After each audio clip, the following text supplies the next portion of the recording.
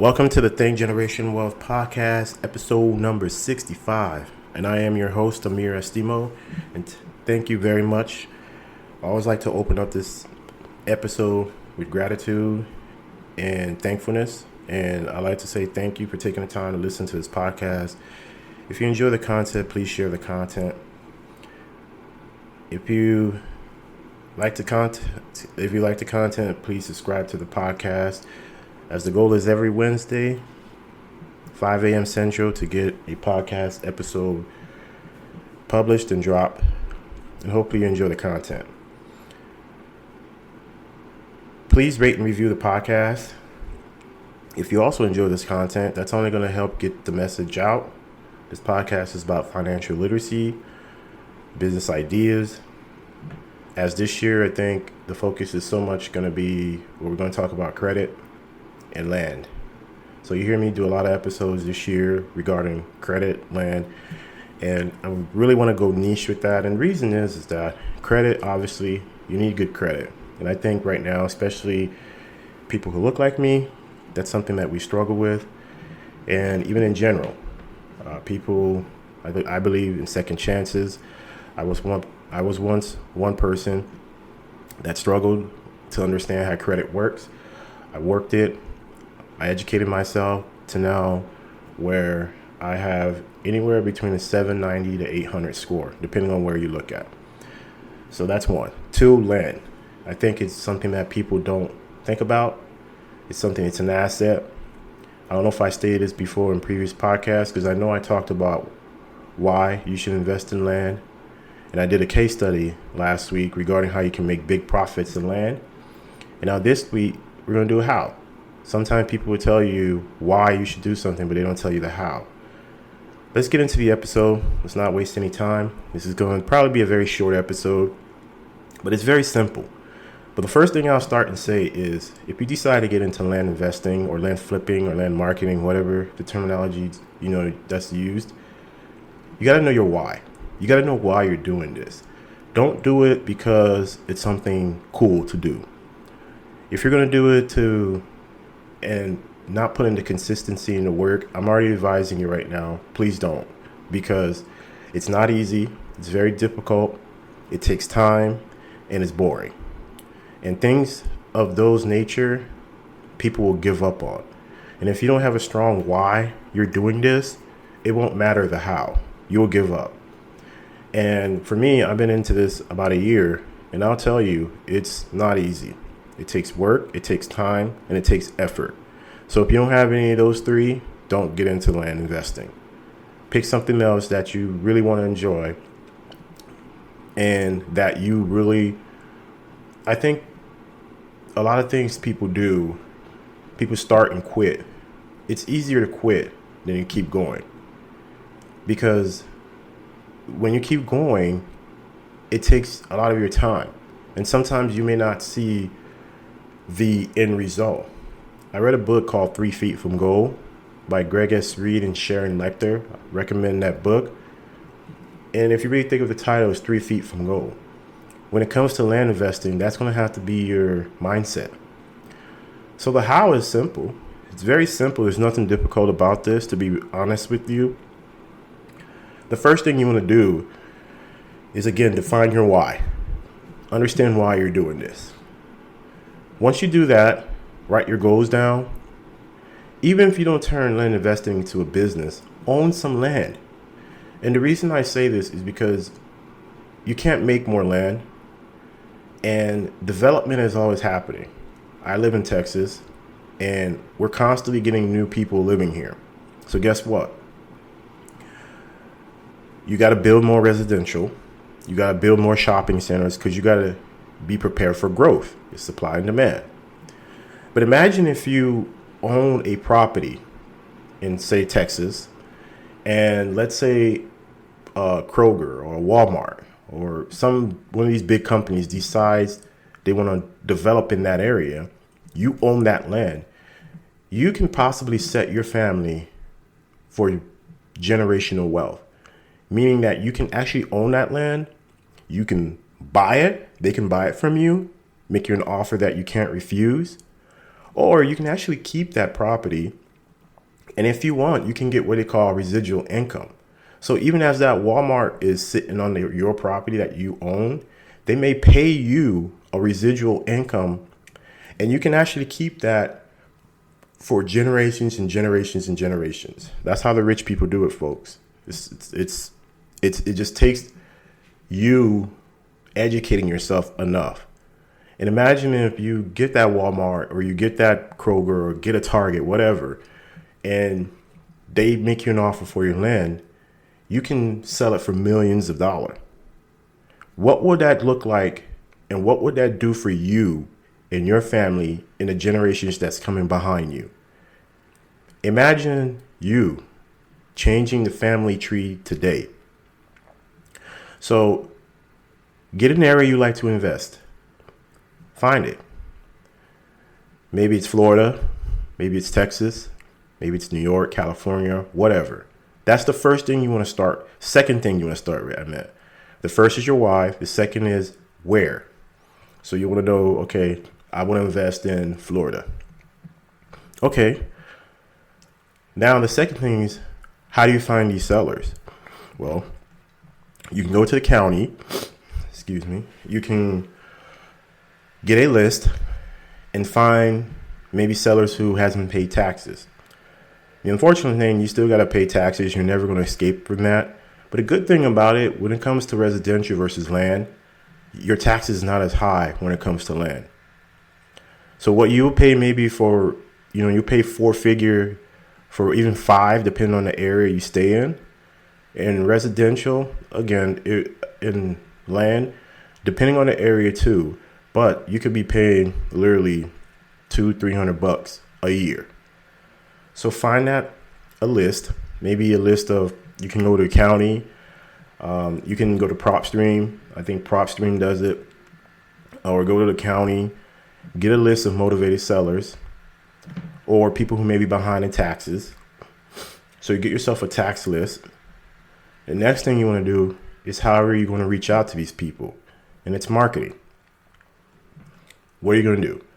You can send out mailers. What I do is I send out blind offers. And let me tell you something. Another thing with land is there's not as much of an emotional attachment to it because it's something, a property that people own. And it depends on what was their initial plans with it. So you yourself, you can buy yourself a piece of land. And again, let's say you don't decide to turn it into a business, but just having that asset, you may down the road change your mind and say, I want to build a getaway place for me and my family, if you have, where you can go and spend time. Maybe you want to build a home, cabin. It's depending on you and your end goal or what you decide to do will be the result of how you approach this, because there's all different exit strategies when it comes to land. So you get that list together. Maybe you go to the county. Maybe you look online. Maybe you can even go to Facebook Marketplace. You can go to Craigslist. Look around, see who's selling land. If you want to go to Facebook Marketplace, you can go on there. You want to go to Craigslist, you can do that.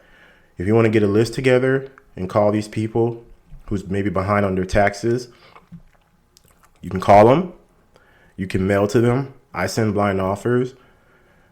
You can text them. However, just make sure if you decide to do text messaging or any of the RVMs, make sure you understand the laws of that state. Because in some states, they're starting to crack down on that stuff, and I don't want to go get you in trouble. That's not the whole point of this. So as you reach out to these motivated sellers, ask them, hey, sir, ma'am, I see you on this property. Now, the thing about land, there's no physical address. Understand that right now. There's no physical address to land. And we have what they call APN. I probably put it in the show notes, but I kind of forgot, to be honest with you. You get the parcel number. You can say, they call it parcel number 2. You get that parcel number and say, hey, sir, ma'am, I see you have this property that you own. Would you be interested in selling? Or I'm looking to buy properties in that area. Would you be interested in selling? They say yes. Okay, get under contract, lock it up. Now you want to get these property off market. You don't want to pay retail. You can if you want, but that's up to you. But if you decide and you want to sell the land and flip it, that probably is not wise. But if you want to buy it outright, you could pay retail price or just pay off market price. And that's probably the best route because then you can get it more at a cheaper price. Get it under contract, find a title company that's going to research the property to make sure there's no liens or anything going on with the property. Once that's done, you can fund the deal yourself. You can find a transactional lender. You can find a private lender. You can do hard money, but I wouldn't suggest that because hard money, they're not really going to lend you because it's land. Then you can even fund the deal yourself. There's options you can do.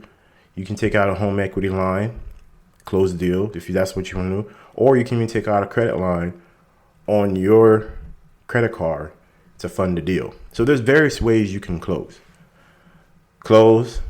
and there you go. Simple as that. The key thing is consistency, persistent, and your why. Those three things is what's going to keep you doing this. And let's say you decide, again, not to do this as a business, and that's okay. But you can own yourself a piece of land. And you can keep that land, and you can pass it down from generations to generations. Because we don't know what's going to happen 10 years, 5 years from now. Excuse me. We can plan. We can make all these arrangements, but it doesn't mean it's going to happen. But we don't know. But if you own yourself a piece of land, you can keep that land. And who's to say down the road, again, some of these big corporations come and want to build on your land. You can't make any more land. Land can't be made anymore. But there can be a lot of development in land. Simple as that, folks. You find an area, you pick an area, a county you want to mail to. It could be mail, cold call. You can text message, RVMs, however you want to do the marketing part of it. Reach out to that potential lead, had conversations, negotiate, get it under contract, find a title company in that area, close on the deal, and there you go. Now, if you decide you want to keep it, understand you're going to be paying taxes on your land every single year. If you decide you want to sell it and market the property, you want to get this property under contract at a discounted rate, sell it at a discounted rate, not retail, unless you own it outright, and you can close on the deal that way. I hope that helps. And don't overcomplicate it. It's simple, but it's boring because there's not residential. There's more of an excitement to it. But for me, when it comes to land versus residential, there's not that, I need to worry about fixing a toilet. I need to worry about if a client or tenant does not pay their rent in 2-3 months, then I got to go through the litigation and courts and all this other nonsense that you have to go through. There's none of that in land. That's why I like land, because I know for me, I don't want to be a landlord. I don't want that because it just not something that, I guess for me, it's more the emotional side of it, because you really have to be empathy. You have to be sympathized with sometimes with people's situation. But imagine if you're a landowner, if you're a residential owner and you're getting a call at 2, 3 in the morning because the bathroom flooded or a fire in your house or, something to that nature. I don't want those type of headaches. I don't want those type of problems. So when you own land, you just buy it, hold it, and that's it. There's none of that headaches. Okay? So hopefully that helps. If you'd like to find out more information, you can reach out to me on Instagram at ThinkGenWealth, or you can just send me an email. It'll be on the show notes. But very simple formula, but it takes time. And if you're not willing to put in the time and the effort, don't do it. Seriously, don't do it, because you're just going to be wasting your time. And time is the biggest asset we all have. And we can't get that back. Okay? So thank you for listening to this podcast. I appreciate it. Until next week. So the quote for today: people don't buy what you do. They buy why you do it. And what you do simply proves what you believe. Simon Sinek. Appreciate you guys. Love you guys. Next week.